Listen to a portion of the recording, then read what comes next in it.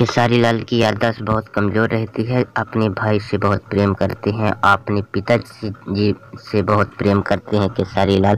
आप देख सकते हैं इनकी माता पिता बहुत याददाश्त खेसारी से बहुत परेशान रहते हैं। देखिए खेसारी लाल ने छाता लिए अपने पिता की सेवा में लगे हुए हैं।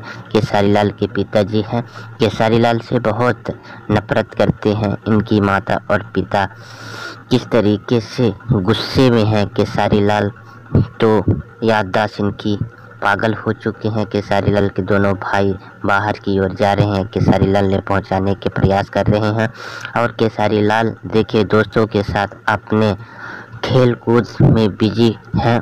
खेसारी लाल ने गांव-गांव में उटपटांग ज़्यादा करते हैं, देख सकते हैं दोस्तों। एक खेसारी लाल ने पागल याददाश्त, इनकी याददाश्त बहुत कमज़ोर है। ये भाभी से कुछ बात कर रहे हैं।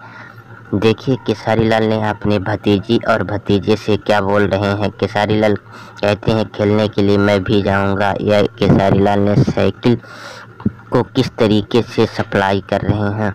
और खेसारी लाल के पिता ने खेसारी लाल को बहुत गुस्से से डांट रहे हैं, बोल रहे हैं कि मेरे घर से जाओ, बाहर निकाल।